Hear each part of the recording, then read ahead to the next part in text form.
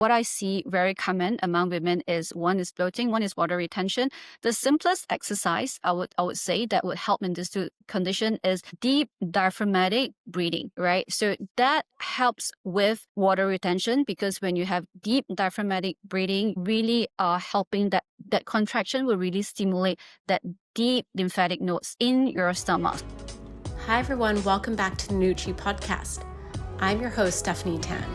We're here to dive into all things Eastern wellness, the herbs, the rituals, and the wisdom grandma always knew, where ancient tradition meets modern life. I'm especially excited because today's guest is none other than Karen Loke, founder and chief restoration engineer of Restoring Mums. She's a mother of three who, not long after her own third child was born, used Malaysian Jamu massage therapy and abdominal binding to restore her figure, and that sparked her passion for postpartum care. We unpack the so-called mommy belly, the long-term effects of skipping postpartum care, and even the myths around waist trainers. This isn't just for new moms, it's an eye-opening conversation for every woman who wants to feel stronger, more supported, and better cared for in her body. Hi, Karen. I'm so excited to have you here with us today. Hello, Stephanie. It's good to see you. And, I'm glad to be here as well. Yeah. So let's go into it. Karen, you founded Restoring Mums 14 years ago. For our audience today, I'd love for you to share what made you dedicate your life to postpartum care. Well, when I first started 14 years ago, I just had my third baby. Right. And how I got into what I do really is because, motherhood really changed my body. To me, it's like, I was like totally lost and I wasn't happy that, of how I look. I basically couldn't fit back into my jeans and my clothes. And even though a lot of people told me to embrace your postpartum body, embrace, now that you're a mom, but deep down, that feeling, that hurt feeling, wasn't something that I could take. I got into depression. I wasn't happy with how I looked. And so after my third baby, I really went out to get my figure back, so to speak. And I did. And, I did a whole lot of stuff. But what I felt helpful to me at that time was belly binding, right? So I had my hip size back, I had my waistline back, and I was quite aesthetic, right? So, and I thought if I could do this for myself, I could help a lot of moms having the same problem as I did to help them, restore their figure postpartum. So the myth that, once you become a mom, you're not able to get your figure back or you should embrace your new figure is really quite a myth. And you can actually do that. So for the past 14 years, all I do really is to help mom get their confidence back by helping them to restore their figure. Yeah. I love that. And I must say that I was also a client and it was just so helpful because, especially at that time, right? I think you're so vulnerable and everybody's telling you that you should just embrace your mom body and, you have a newborn and you're feeling all these different things, but you also want to show up for yourself. You want to look good, right? Yes.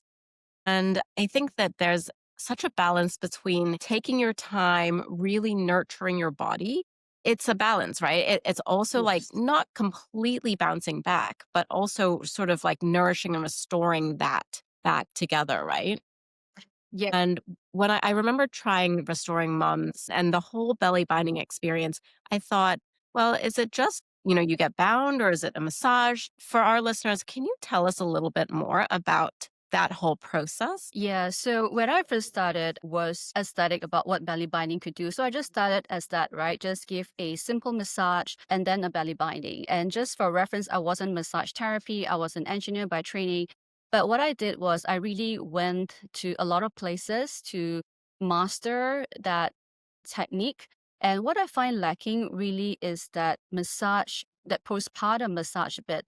So over this 14 years, I've really tweaked the technique and how we do things, and we do achieve a lot of good results for moms. So, for example, like a 10-day with us, we can achieve like a 10 centimeter reduction, right? So, how we do this reduction really isn't about belly binding. I'm saying, it's not primarily due to belly binding. A lot of the effects really is helping the body to nurture, helping the body to get back, so to speak. Fine about postpartum body is there's a lot of changes, right? I mean, pregnancy is that whole big month of changes.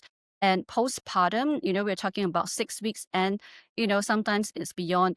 But what's the difference between a mom that could bounce back, literally like just within a month and two, compared to another mom who is stuck in their postpartum body for months? The difference really is in something I call and I term body stagnation. What body stagnation really is your entire body is just not moving as it should, right? We have water retention that's not coming down. We have fat stagnation that's not coming down.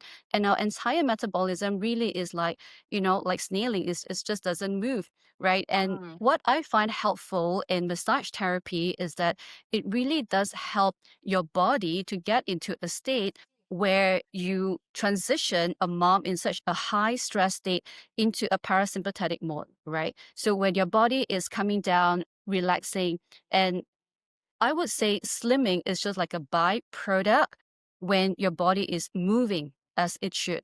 So when I say we can actually get moms down like 10 centimeters within like 10 days, I'm not really focusing on slimming, but I'm more focusing on helping their body to restore, so to speak. And I don't do nutrition. I don't do, physical fitness exercise. And all we do is just a massage therapy, during this time where their body is healing. And we're there helping them to improve their circulation through lymphatic drainage, helping them to unblock meridian stagnation, and just helping them to really, really rest and recover. And I must say that rest and restoration part is primarily what we achieve, what we want to achieve in our treatment. Because I think rest is something that mom is lacking a lot, right? Deep restorative sleep is something that is, to me, the ultimate goal of our treatment. If I can put a mom in a restorative state, then half of their healing and half of their even figure restoration is done, because your body is able to let go of what it needs, right? So like in pregnancy, we put on so much on us and it's needed for a baby, right? To grow a baby. But after pregnancy, our body knows that I no longer need that amount of stuff to grow the baby. I should let it off, right? But a lot of time when it's not coming off is because of this stagnation. But if I could take off that stagnation, then the body is able to reduce and release naturally.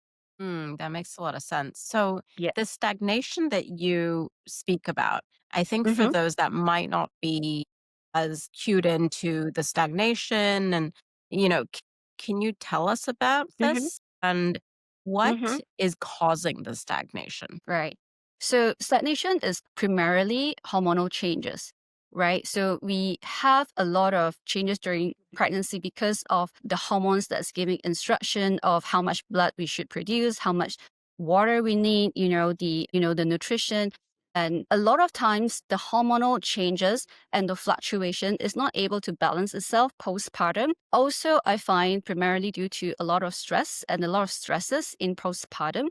So when we use massage therapy as a means to help moms to restore, what we're really doing is to get them into that parasympathetic mode, to get them to really, really rest, right? So it's through our, the tempo of the massage, the place that we massage, we're able to get moms to really, really rest, right? And when you're actually Mm. in this mode of restful sleep every single day, your hormone will definitely, your hormone will actually have a shift. It's just like if you sleep better, you produce more milk, right? So that's quite apparent. So it's the same thing. When you rest more, you're able to actually have a deeper restorative sleep. Then your hormones are able to balance it out.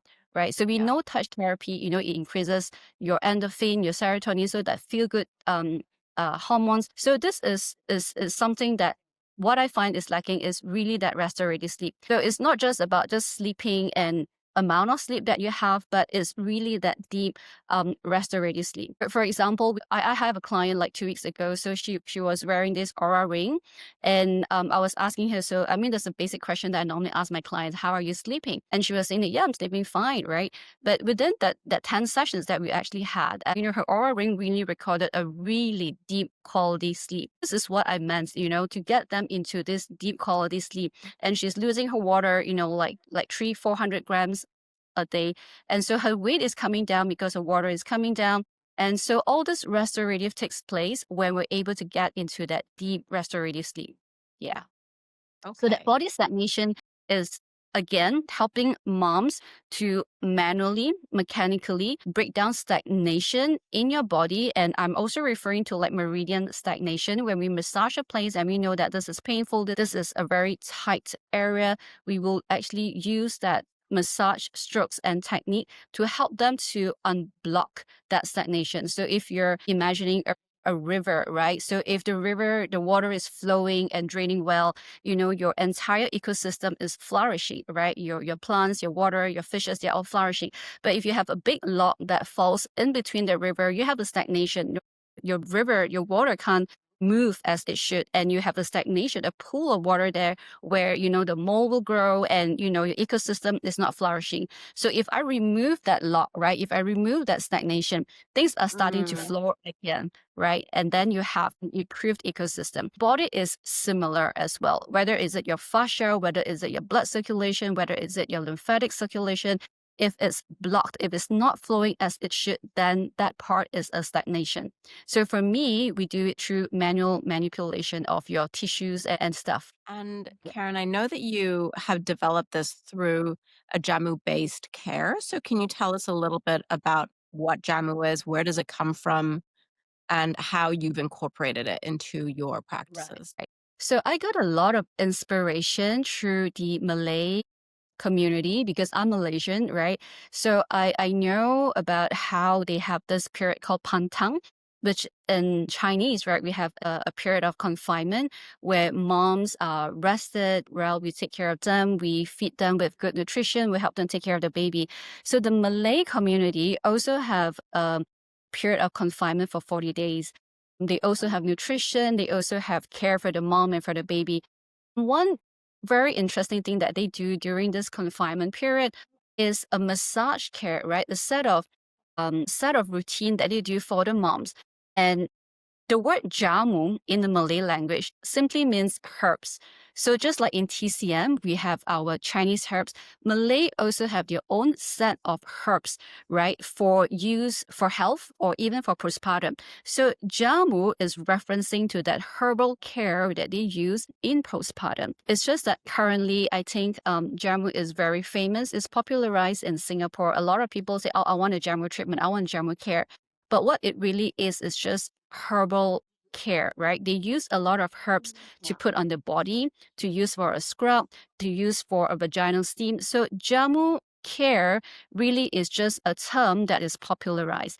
But the inspiration of incorporating a set of herbs in my treatment is inspired by the Malays. So for example, I have developed and formulated my own jamu oil for our massages. And the content, the ingredients of this oil is things like cinnamon, turmeric, nutmeg, all these warming herbs, because in postpartum, we need to increase our thermogenic activity, right? So all these herbs are warming. And when we use a warming herbs in our massage, we naturally help the body to produce more heat. And heat is needed for healing. So jamu care really, in essence, that using of herbs to help the body to heal. I see. Okay, Yeah. thank you. And so you talked about how the body needs herbs, like the warming herbs, right? Especially. So in your care, what do you recommend moms do? That what are simple things that you can do at home during Mhm. your postpartum care for those to sort of, complement your massages? What can they do easily? Right. For me, because I've experienced, how it is between really following that ritual of staying warm, like, put on your socks, like put on your hat when you go out, like, have your ginger tea and Yeah. stuff like that, versus not doing it. So I've got 3 kids, right? My first care, I had like 100% like, care. And my second one, because my help didn't come. So I'm managing everything on my own. And I wasn't as religious, doing that postpartum. And what I find is I really experience this joint pain, right? And I find that I've aged so much, and I had premature graying on my hair. And I find that that whole concept of keeping your body warm really has its truth in it. So to me, Mm, if you ask me to recommend one thing that mom should do is really, really put on your socks, right? It's non-negotiable, right? Because we know that, the feet, is where there's a lot of nerve ending. And even for women who's not in postpartum, even like putting on like socks every single day, doing a foot soak is able to actually stimulate so many body systems and able to change a lot of things for your body. So especially for postpartum, never have your feet cold. So that's the simplest thing that, every mom can do, or even like slippers, but keep your feet warm. Yeah. Yeah. So even for our massages, after every massage, we have ginger on the feet and we put on socks just to warm up that part of the body. Yeah, Yeah. I remember that. Yeah. Um, It's very yeah, so simple, do you right? But wellness really yeah, starts from feet. that makes so much sense because I think especially when my feet are cold, your whole Mhm. body feels cold, right? Yes, yes, because there's always this, if you massage the feet or even like the palm of your hands, right? If you feel that there's a lot of crystal like, thing on your feet is really a lot of stagnation again. That's basically like uric acid and that actually hinders circulation. So when we massage it and we get it moving, then you don't have cold hands and feet. But the warmth is also doing the same thing. So when your feet is not having that enough circulation, it feels cold. By having something warm over your feet, whether it's a foot soak, whether you put ginger on your feet, whether you put on socks on your feet, you're able to, in a way, help that crystals to melt in a way. So, when it's moving and it's circulating, then you don't feel cold. But it also does, because the feet is a reflex of a lot of body systems, right? So if your feet is doing well, it does help to improve your overall body system as well. Yes, that's so true. You mentioned about sort of the longer term effects of not, you know, helping your body nourish during the postpartum session, right? I think that what are some of the short term and then talk about the long term effects of what if you don't take care of your body well during sort of the 40 days or even extended past that? What are some of the things that you're seeing? So I'll start out with my own experience, right? So as I mentioned, when I did not have a proper confinement care during the first 30 days, the very apparent thing that I realized is joint pain, right? Like arthritis, which I've never felt in my life before. So when I had that, I was like, what is this, right? I can't massage it, I can't touch it, I can't do anything, right? It's just such a deep pain. I see that a lot sometimes in moms as well who don't have that, in Western moms, especially where they don't have that confinement ritual. And then they end up having a lot of joint pain, whether is it on your hands or whether is it on your knees. And I'd say the second thing that I see is premature aging.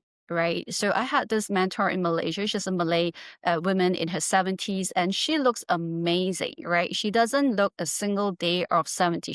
It's not just the face. And she was telling me she doesn't do injections. She doesn't do like a lot of skincare. And she just used very, very basic skincare. But her skin is amazing. Right. And she is telling me that the first step to anti-aging really is your postpartum care.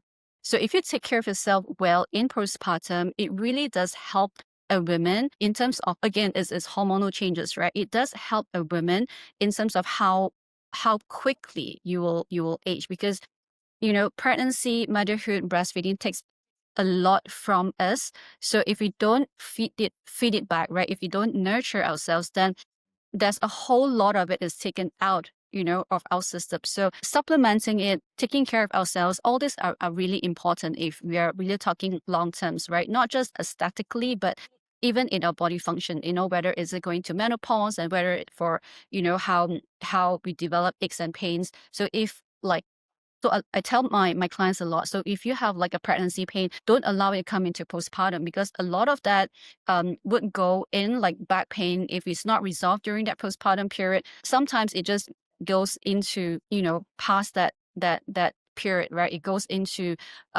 years into it. So I find that is something very important to address that issue when you have it. Yeah. And so what if we didn't? What if Mhm. do you have cases where women didn't realize that they needed to really take care of their body during the postpartum care and then only now saying, "Listen, I feel the joint pains. I'm feeling sort of those results." What can you do today if you're like, "I didn't do the 40 days and I didn't do any of that, but I now feel the results of that. Karen, I need your help." What do you tell people?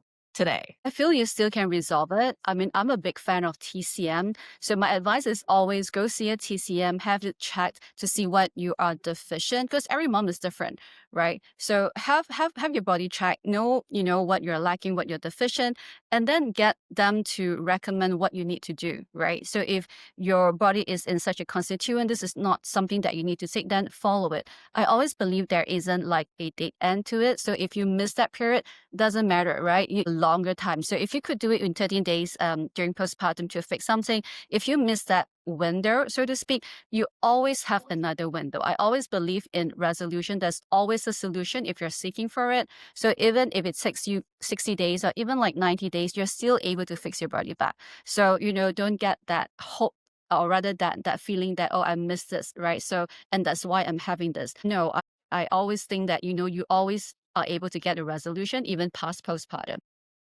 Okay. That's a big relief, I think, for a lot of people to hear that. Yeah, yeah. I guess a lot of times it's that mental state that, we assume certain stuff. So, whatever we do, we can't go beyond that mental state. So as far as we want to, we have a desire to get better, get healthier, we always have a solution.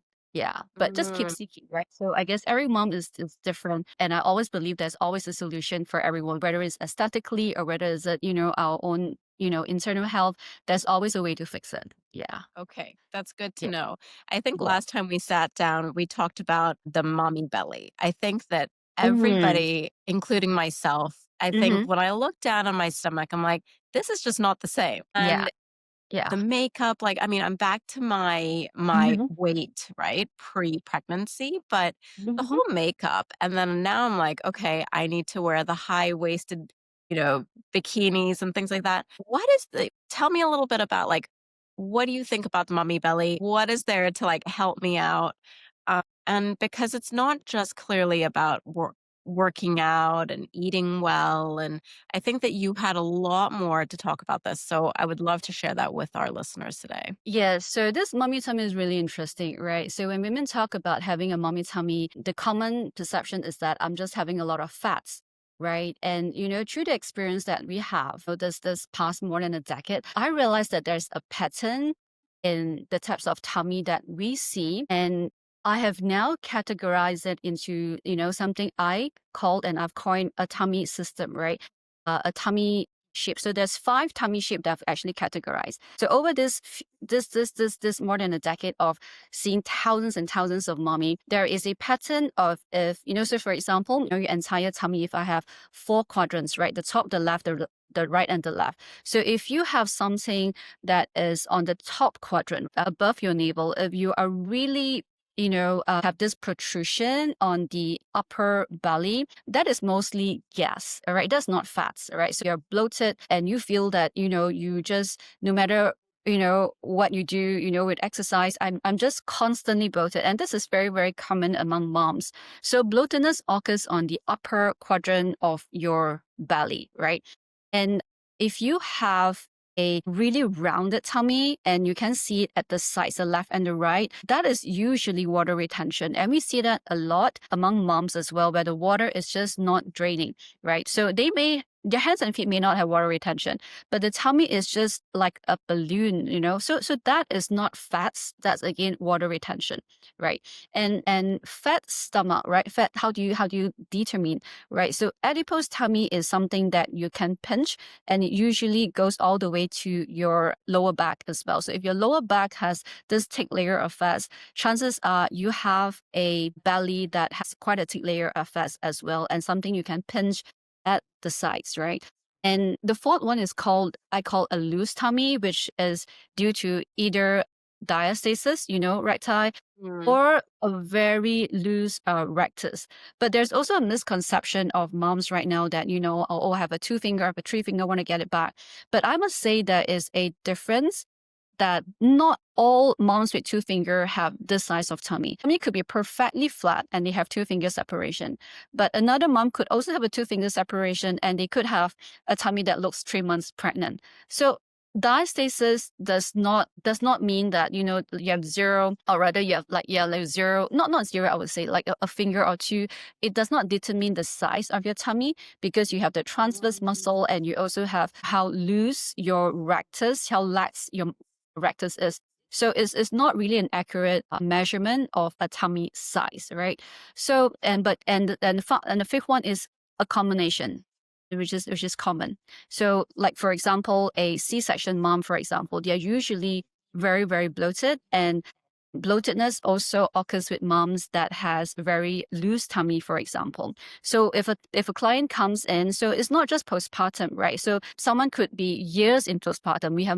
We see moms like 10 years, right? 15 years in postpartum with a mummy tummy, and we will always advise what it is so that they can more accurately solve their tummy problem. So if they're very bloated, then we will first get rid of the bloat first, and the balance of it is either water, right? So the next part is we get rid of the water retention, then the balance of it is fat. So fat, you can do a lot with fats, right? You can exercise, and we also do have a fat, a way we actually handle abdominal fats through our abdominal mass.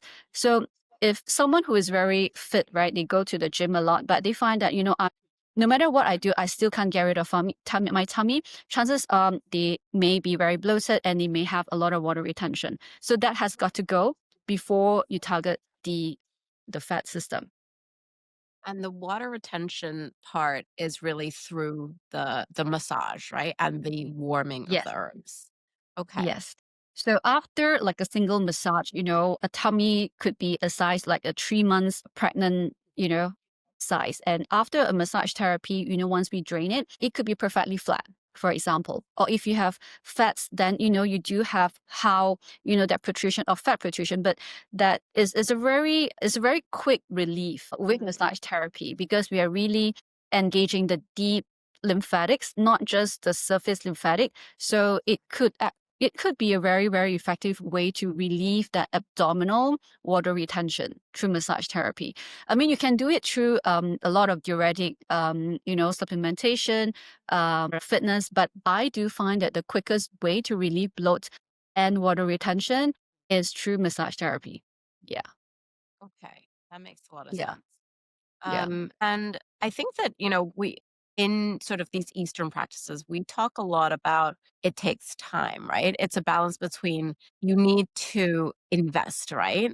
And see that sort of long term effects. How do you see that imbalance and, sort of in opposition to something like the weight trainers that you see all over the internet and celebrities like the Kardashians are wearing the different like weight trainers that they say work in however many weeks or months. What's the difference? What do you think about that whole trend? Is that actually good for you or is that similar? Yeah, I would just love your thoughts on that. I don't believe in waist trainers. I think they work, right? They really accentuate your waistline, but it's very, very harmful. So I have this coaching call with someone in the US, and I was very surprised when they told me that, they see a lot of moms in their 30s going for surgery to correct their prolapse condition.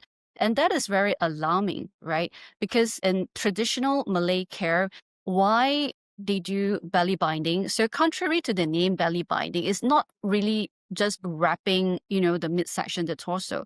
It's really about pelvic support and lumbar support.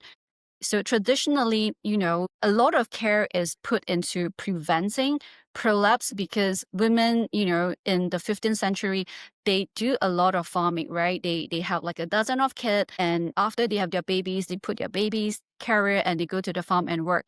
But if you take a look at the studies, right, there is not many cases of prolapse, even during that day where they do such as heavy work. And a lot of Malays attribute this to the binding that they do in postpartum, because you're giving that your pelvis a support, that external support that helps your pelvic to heal. And when that when your pelvic heals, your spine is also corrected or supported. So a lot of care is in there. So it's not just about binding the belly. But I guess right now in the modern society, a lot of people are very concerned about how the tummy looks and the waistline look. And what they do with corsets and binders is, I just want to flatten my belly. Not wrong, but if we are only creating a pressure on your midsection, right? So your entire belly, is like a big balloon, right? So if you compress it in the middle, you have that pressure going up and down. And what is harmful if that downward pressure is pressing onto your pelvic floor, into your pelvic organs, things are going to prolapse. Right. So waist trainers, when a mom is doing waist training too early, in postpartum, there is a chance of creating that downward pressure on your perineum and causing your pelvic floor not to heal properly. And, it may lead to prolapses later on in life. So very interestingly, if you study the Malays, they have very low cases of prolapses compared to the Western world. I would say waist trainers, yes and no, but definitely not during the postpartum period where your pelvic floor is still healing and you need that pelvic support more than, a tummy support. So when we do abdominal binding, or more, more known as belly binding, we are always having a pelvic support first, right? And Mhm. then it goes up, has a lifting effect rather than something that is pressing onto their pelvic floor. So waist trainers, yes and no. So even if someone is not in postpartum, right, and you're doing waist training, if it's something that's overly tight, fluctuating that waistline, we so I've got photos in my courses showing how your organs are displaced when you have such a deep strong pressure on just your core, right? So it deplays up and down, but what is harmful is the downward part, your pelvic floor part. And prolapses is something that is rarely talked about, especially in Asian society. So even if you have a prolapse, even you have incontinence, it's not something that women are willing to, talk about it outright, but it is something very, very harmful. Prolapses usually happens after your 40s. So if you have your kids in the 30s or 20s, you will notice a difference. But once you get into later stage in life, then you realize that, things like that is starting to happen. And that's when people realize that, what should I do right now? Which at that part could be a bit too late to rectify. I guess I never thought about that. And you're right, we really don't talk Mhm. about that. So Yeah. what would you do actually if that's some of the side effects that you would have, right? Mhm. When women do reach sort of their 40s and their Mhm. 50s, do you Mhm. see cases and what do you do?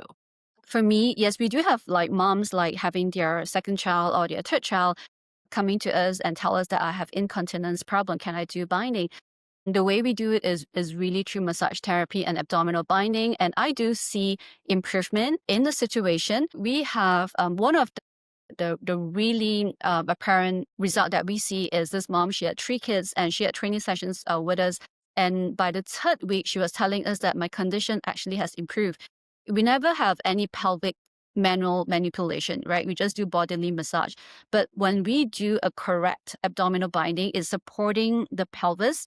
And another way is also helping the pelvic floor to heal. And she was mentioning that by the 15 sessions, her incontinence actually stopped. So, where we have normally 2 breaks, right? Every 5 sessions, that's a 2 days break. And that 2 days, she was not wearing any abdominal binding at all. And she realized that when she goes out, she has no leakage, right? So just giving the right support to your pelvis really is a big role in helping a woman correct, not, I wouldn't say correct, but, in supporting that situation, right? And Mhm. just recently, we also have a client. She gave birth in the US and she was wearing this abdominal binder in the hospital that the hospital was giving her, right? When she came back, she was telling us that, I have this incontinence problem and this is only her first child, right? And when she did our abdominal binding and she was telling me, oh, this feels exactly totally different, right? And she felt really supported rather than just having the tummy binded, right? And that also helped support her condition. So even if we are not stimulating the pelvic floor, by giving your pelvis a good support, right? That is a good modality to support the healing of your pelvic floor already. So if someone is having this problem, depending on the degree of prolapse, so if you have a third degree or fourth degree, then you have to go see a doctor. But if it's a very mild thing, then I would say having a pelvic support would help on your daily activities. Yeah. Okay. Thank you so much. So interesting. So for moms like ourselves or, feel that sometimes you feel like there's like a bit of bloating maybe a combination of mommy belly, and maybe you went on vacation and, have some minor bloating. Do you have a tip that that we can do at home, maybe in the morning or at night? What is a simple tip that we can do at home for ourselves? I find, like, for example, bloating, I find an abdominal massage would help. But if it's not, because not many people like to do self-care. Normally massages, it takes at least like 5 minutes. So I would say what I see very common among women is, one is bloating, one is water retention. The simplest exercise I would say that would help in this two condition is deep diaphragmatic breathing, right? So that helps with water retention, because when you have deep diaphragmatic breathing, you really are helping that contraction will really stimulate that deep lymphatic nodes in your stomach. So all this deep lymphatic nodes is like almost towards your spine, right? So when we do massage, it's a very deep visceral massage. But if you don't have that kind of a massage, what you can do is do deep diaphragmatic, breathing every day, in the morning and at night. You know, just by stimulating that, you're helping your water to drain, right? And that helps with your tummy condition. It can actually become flatter. The second thing that I would advise is to get your system moving. So if you feel really sluggish, is do a foot soak. As much as possible, do a half body soak, right? So if you have a bathtub, you just need to, have your water cover up to your belly, sit in it until you break a sweat. So that would stimulate your circulation. So by just doing that with no diet change, you realize that your weight could actually come down, right? So your body could burn fat and you're actually losing your water retention. And it's something that I do sometimes when I have the time, right? So every time when I travel, I realize that, I have this really bad water retention problem where I really puff up. So what I do is I'll just go to the hotel, go to the bathtub, and I'll just get my Epsom salt and I'll just soak until, I break a sweat. And I do that every single day as much as I can. So that helps my water retention to drain. Yeah. So this two exercises, these two tips, I find it's something that's doable. And it's also a self-care tips. And you can do it every single day. It's not just when you have this condition, but it's really a good health care tip that we can adopt, yeah. Amazing. Thank you so much. I'll definitely be doing that tonight. And Karen, thank you so much for, sharing all your tips and secrets and your journey with us. For our listeners today, how do they find you? So I'm starting my own Instagram page right now where, I'm sharing all these tips on belly binding and wellness tips. So you can find me on my Instagram at Karen Loke, KrenLoke. And I also do have a page where I am teaching and coaching belly binding as well. So, I find that our reach in Hong Kong is something that is only within this region, but I find that what we do can benefit a whole lot of other moms. So I would hope to enrich more practitioners and more people that is in belly binding to give them more tools, more knowledge, into doing this correctly. So they can also find me in my academy page as Restoring Moms Academy. So you probably have this in the caption later. Amazing. Thank you so much. Thanks for hanging out with us on the Nucci podcast. If you enjoyed the episode, we'd love your support. Leave us a rating, drop us a review, or share it with someone who'd enjoy it too. And don't forget to hit the subscribe button so you never miss an episode.